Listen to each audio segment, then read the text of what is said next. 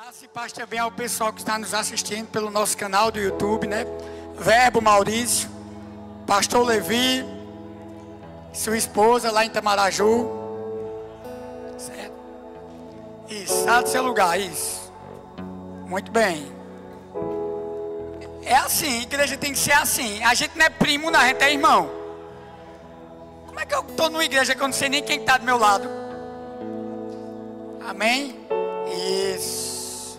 Sem muitas demoras, chamar aqui, não sei se é de vocês, mas a minha profeta, as dos sonhos, a que dorme comigo e fala. Vem pra cá, Ju. Foi profundo, viu? Amém. Pode sentar, queridos. Aleluia, glória a Deus. Eu queria que Pedrinho ficasse, o menino da bateria ficasse, os instrumentos ficassem, só as meninas fossem beber água.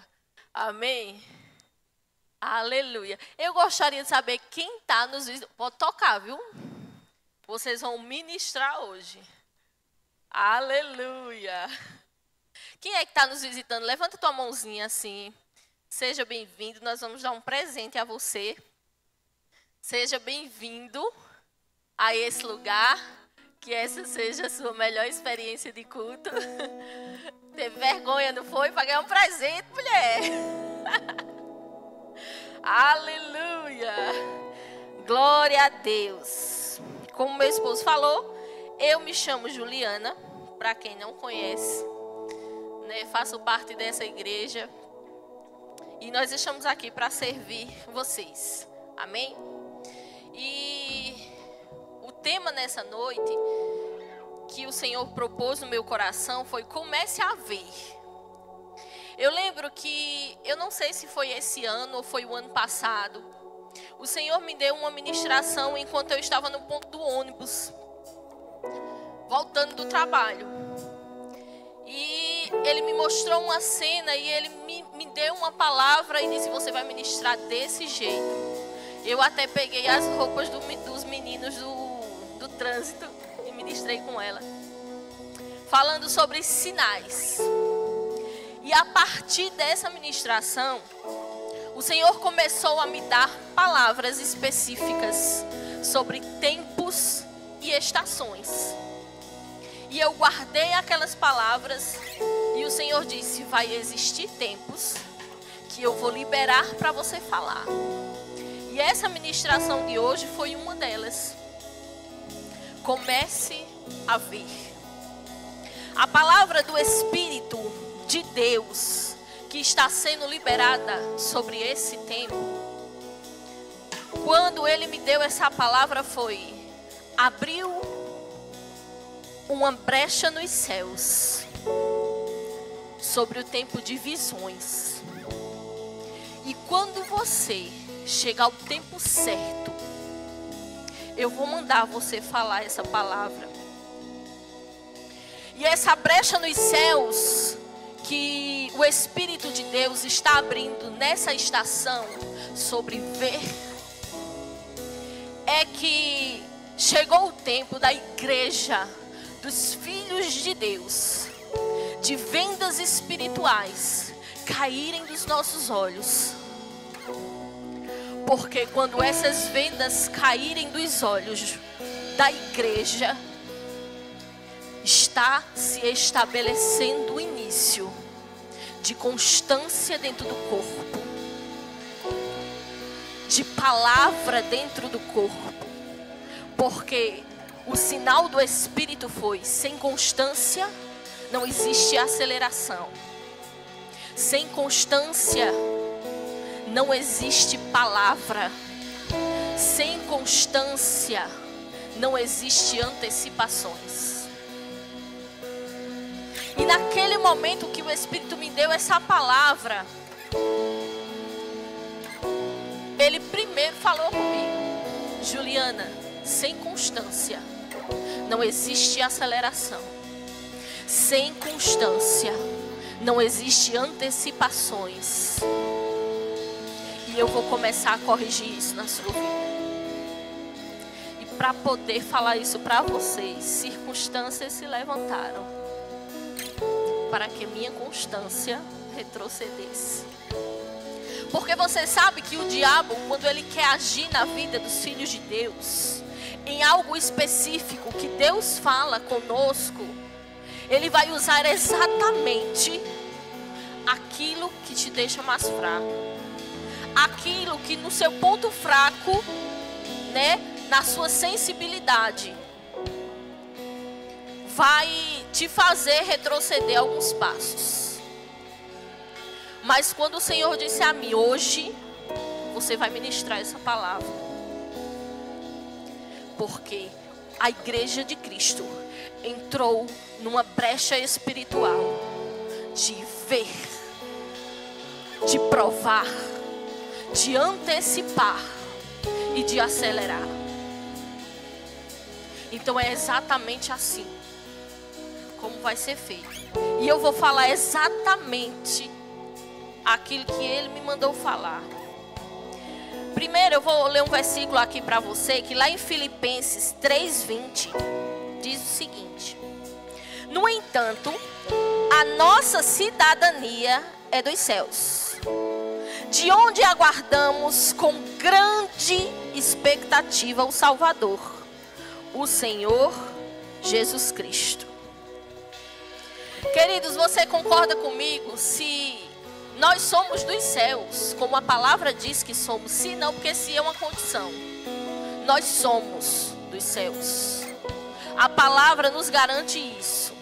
Então nós devemos ver como os céus enxergam.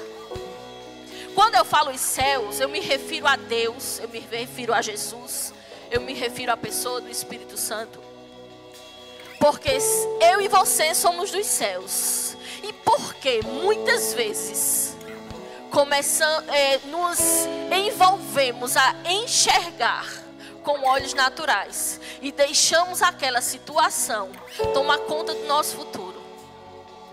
Porque lá em Jeremias 29:11, o Senhor também fala: eu conheço os pensamentos que tenho a vosso respeito, pensamentos de paz e não de mal, para dar o futuro que você deseja. Mas o futuro que nós desejamos está exatamente na visão celestial. Porque a minha visão e a tua visão terrena não vai fazer nós ultrapassarmos o outro lado da rua. Porque com o que eu tenho no banco, com o que eu vejo, não me leva para muitos lugares. Mas a visão celestial me leva para lugares inimagináveis. A visão de Deus sobre a minha e sobre a tua vida te leva você a pisar em lugares que você por si só não pisaria, a fazer coisas que você por si só não fazia. Mas a visão de Deus sempre vai ser maior do que a minha e a sua. E muitas vezes os filhos de Deus têm medo de enxergar como Deus vê. Porque a palavra que sai da nossa boca é muito grande para mim. E uma frase uma vez que o pastor Chilton falou: é bom que seja muito grande para você e que te cause temor. Porque o que você está vendo não é você que vai fazer, é o Senhor que vai fazer por você. Então, a brecha que o Espírito libera sobre esse tempo, sobre a igreja, sobre os filhos de Deus, é que o povo precisa enxergar como eu enxergo e não temer quanto a essa visão. Vai ser grande, vai ser extraordinário, vai ser impactante, vai causar temor e tremor. Mas a igreja precisa enxergar de fato como Deus está vendo. Porque se nós não enxergarmos como Ele enxerga, a aceleração não vai chegar na nossa vida. constância não vai chegar na nossa vida. E cumprir o propósito não vai ser uma opção. Por isso que Deus, Ele alerta a igreja. Chegou o tempo de enxergar como eu vejo. Mas não é só ver. É ver e provar. Porque se Deus deu uma palavra a você, eu vou levar você para as nações. E você celebra isso naquele momento. Mas quando você sai pelas portas, o medo chega, o temor chega, e os seus olhos naturais vão gritar para o seu espírito. Como é que isso vai acontecer? Mas o tempo que Deus está dizendo sobre a igreja é diferente. É sobre você enxergar isso, receber palavras de Deus nesse lugar. Mas quando você sair por essa porta, vai ser tão natural como se você estivesse dentro de um templo. Porque a igreja não é esse lugar. A igreja é eu e você. E não podemos deixar o natural ser um hábito na nossa vida. Porque nós somos seres espirituais. Aleluia. E aqui em 1 Coríntios 2, 9.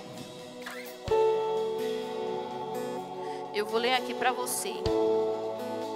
No entanto, como está escrito, olho algum jamais viu, ouvido algum nunca ouviu, e mente nenhuma imaginou o que Deus predispôs para aqueles que o amam. Deus toda a vida o revelou a nós por intermédio do Espírito. Você tem o Espírito Santo. Isso já foi revelado dentro de você. A visão de Deus já está impregnada em mim e você. Você consegue enxergar como Deus vê. Você só precisa sair do natural e ter a consciência estabelecida sobre a sua vida, de que você é um ser espiritual. E por isso eu tenho que ver como meu Pai vê. E aquilo, as circunstâncias que se levantar lá fora contra mim, não vai ser maior do que o estoque de solução que tem dentro de mim e você. E tudo que se levantar contra a visão que Deus te deu sobre a sua vida, sobre esse tempo, sobre a sua família, não vai te amedrontar. Pois quem conhece os pensamentos do ser humano, a não ser o espírito do homem que nele reside? Assim, igualmente, ninguém conhece os pensamentos de Deus, a não ser o Espírito de Deus. Nós, entretanto, não recebemos o Espírito do mundo, mas sim o Espírito de Deus, o Espírito que vem de Deus, a fim de que possamos compreender o que por Deus nos foi outorgado gratuitamente, foi nos dado de graça. Sobre isso também pregamos, não com palavras ensinadas pelo saber humano, mas sim com palavras ministradas pelo Espírito de Deus, interpretando verdades espirituais, para os que são espirituais. As pessoas que não têm o Espírito aceitam as verdades que vêm do Espírito de Deus. Lhes parecem absurdas e não são capazes de compreendê-las, porquanto elas não são discernidas espiritualmente. Contudo, aqueles que é espiritual pode discernir todas as coisas, e ele mesmo por ninguém é compreendido. Sabe, queridos, esse versículo diz simplesmente: aquele que é espiritual vai discernir as coisas espirituais. Eu posso estar ministrando aqui a palavra para você, mas se você não tiver a consciência de que você é filho de Deus, que você tem o Espírito Santo, você não vai entender aquilo que eu estou falando. Porque pessoas que sobem nesse lugar são inspiradas pelo Espírito para lançar palavras sobre a minha e sobre a tua vida. E tudo que é dito é espiritual. Os filhos discernem as coisas do Espírito.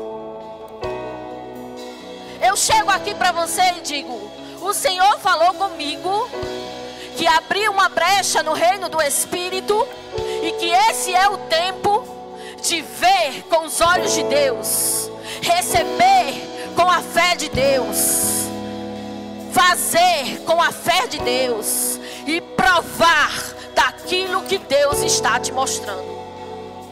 Aqueles que são espirituais vão receber isso e vão sair daqui de uma forma diferente.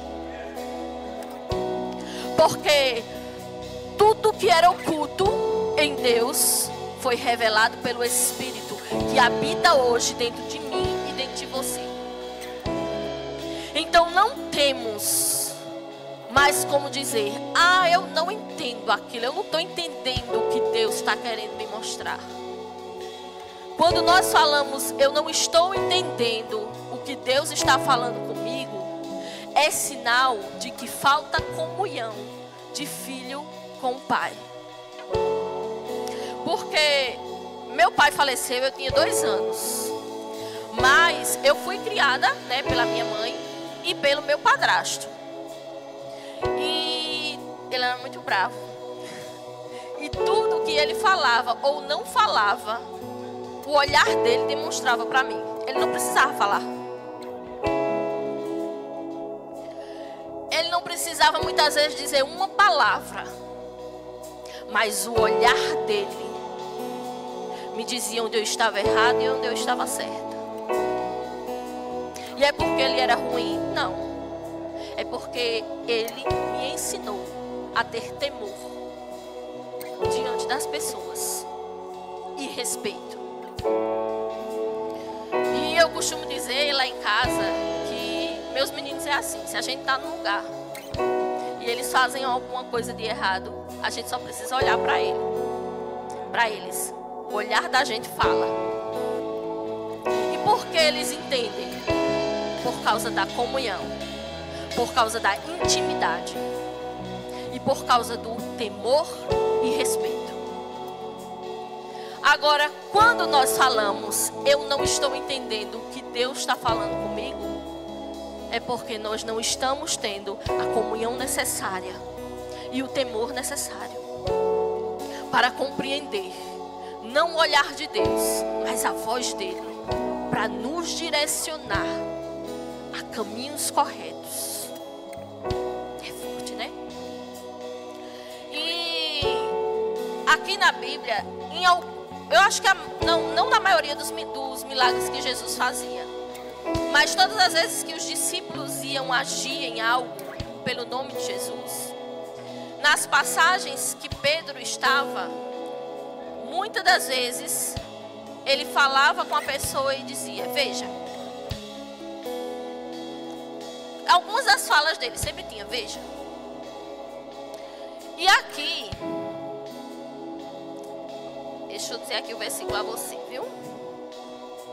Atos 3, 1, diz assim: certa ocasião, Pedro e João estavam subindo ao templo na hora da oração, isto é, às 3 horas da tarde. E aconteceu que um homem aleijado de nascença estava sendo carregado para um dos portões do templo, chamado Portão Formoso. Todos os dias colocavam ali para pedir esmolas aos que entravam no templo. Quando viu que Pedro e João iam entrar no templo, pediu que lhes dessem um donativo.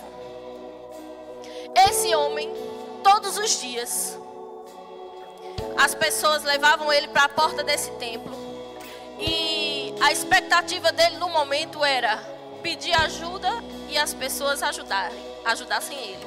Ele tinha uma expectativa natural, ele via com os olhos naturais e ele se agarrava com isso, porque o natural para ele era real E é para mim e você também, amém? Mas o real diferente. Aquele homem, ele agia de uma forma tão natural que ele não tinha expectativa de receber outra coisa a não ser esmolas. Quando estamos nos enxergando com os olhos naturais, a nossa expectativa é limitada naquilo que Deus pode fazer. Mas veja o que aconteceu naquele homem em um dia diferente. Eu digo aqui, quando eu li esse versículo, que foi o dia em que abriu uma brecha nos céus. E ele recebeu uma unção de comece a ver com outros olhos. E aqui no 4 diz assim: fixando nele o olhar, Pedro olhou para aquele homem de uma forma diferente. Ele estava debaixo de uma unção em mostrar àquele homem que ele precisava ver com os olhos espirituais. Ele precisava enxergar como Deus estava vendo. E Pedro fixou o olhar, né, em companhia de João e disse: olhe para nós. E o homem olhou para eles com atenção, na expectativa de receber dele alguma coisa ou alguma ajuda. Você percebe que no início do versículo, o homem sentava lá e mal olhava, não tinha expectativa nenhuma. A palavra expectativa não existia no versículo. Ele só sentava e pedia, sem expectativa. Mas quando Pedro e João chegou e disse: olha aqui para mim, fixe o seu olhar no que é certo, comece a ver com os olhos espirituais. Aí no versículo o homem já diz assim, que ele teve expectativa de receber alguma ajuda, mas não diz que ajuda. Não diz que a expectativa dele estava em receber dinheiro ou estava em receber alimento. Só diz que ele estava com expectativa de receber uma ajuda. Qualquer ajuda. Porque ali ele já estava olhando com expectativa. Ele não estava olhando com os olhos naturais. Então afirmou-lhe Pedro: não possuo prata nem ouro, mas o que tenho, isso te dou. Em nome de Jesus Cristo, o Nazareno, ergue-te e anda. E segurando pela mão direita, ajudou-se a levantar. Naquele mesmo instante, os pés e os tornozelos do homem ficaram firmes. E de um salto pôs-se em pé e começou a andar. Vamos até aqui. Esse homem, ele fixou o olhar naqueles dois homens debaixo de uma unção. Ele direcionou para ele e disse: olhe para mim de uma forma diferente. Não como você vê todos os dias quando você chega aqui. Só faltou ele dizer, porque uma brecha nos céus foi aberta sobre a sua vida. E quando aquele homem olhou para ele e gerou uma expectativa de receber algo, Pedro lançou a palavra: eu não tenho algo natural para te dar, mas o que eu tenho é espiritual. E porque você gerou expectativa, você vai receber. E porque você gerou expectativa em ver como Deus te vê, você vai receber aquilo que todas as vezes você vinha para cá, mas não tinha noção do que podia receber. E a Bíblia diz que aquele homem deu um salto. Ele saltou. Você acredita comigo que quando uma pessoa ela toma uma ousadia, ela toma uma decisão de saltar ou fazer algum gesto de uma forma intensa, é porque aquela pessoa gerou algo e teve um susto com aquilo. Porque você não recebe algo sem esperar e trata de qualquer jeito ou trata com simplicidade. Aquele homem se assustou com a unção que ele recebeu, porque ele viu e ele provou daquilo que Deus podia fazer com ele. Ele provou, porque ele tomou uma decisão em olhar para a unção que estava disponível naquele lugar, mesmo sem entendimento. E outro versículo que Deus me trouxe, e eu me lembrei de quando Ezequiel ele estava naquele vale de ossos secos. Quando a Bíblia diz assim: olhe. A palavra de Deus lá em Ezequiel 37 diz que Jesus levou ele para passear pelo vale. E ele enxergava o natural. E Deus perguntou a ele: o que é que você está vendo? Ele falou aquilo que ele estava vendo natural. Eu estou vendo um vale cheio de ossos. Secos, sequíssimos. Ele estava vendo com os olhos naturais, sem nenhuma expectativa do que o espiritual poderia provocar naquele lugar. Mas a bondade de Deus alcançou a vida daquele homem e disse assim: agora profetiza sobre o que você está vendo. O que é tão natural que você está vendo, que você não pode fazer, que você não possa profetizar para se manifestar? O Senhor está dizendo para você: pare de ver com os olhos naturais. Enxergue com o olhar do Espírito. Porque aquilo que está morto pode reviver com a sua voz. Porque poder e autoridade foi te dado debaixo dos céus. O que é que está provocando medo em você? O que é que está te deixando aflito? O que é que você olha e diz: é tão grande para mim, eu não consigo. É demais. Isso mexe com as minhas emoções. O que é que está provocando isso em você? Pois a partir de hoje, esses olhos naturais que você está vendo, essa circunstância, as vendas irá cair. E você começará a enxergar como Deus vê. E assim como Ezequiel fez, decidiu parar de olhar os ossos e dizer: eu lhe quero assim. Crie carne, crie tendões. E a Bíblia diz: enquanto ele falava, os ossos começavam a se juntar. Então eu e você não precisa nem terminar de profetizar, porque enquanto você decide enxergar como Deus vê, as coisas irão acontecer. Eu gostaria que você ficasse de pé.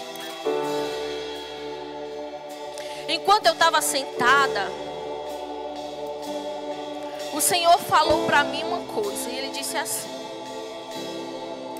existem pessoas nesse lugar que chegaram aqui e disseram assim: eu preciso ouvir uma palavra que mude a posição que eu estou vivendo. Eu preciso, Senhor, ir para esse culto e ouvir uma palavra, e que você fale especificamente comigo. Pois é, o Senhor manifestou essa palavra essa noite para te alcançar. Porque assim como Ele precisava alcançar um povo e mudar a trajetória de um povo, Ele usou aquela pessoa que estava mais sensível à voz dele, que era Ezequiel, que era João e que era Pedro, para manifestar a brecha que os céus estão abrindo.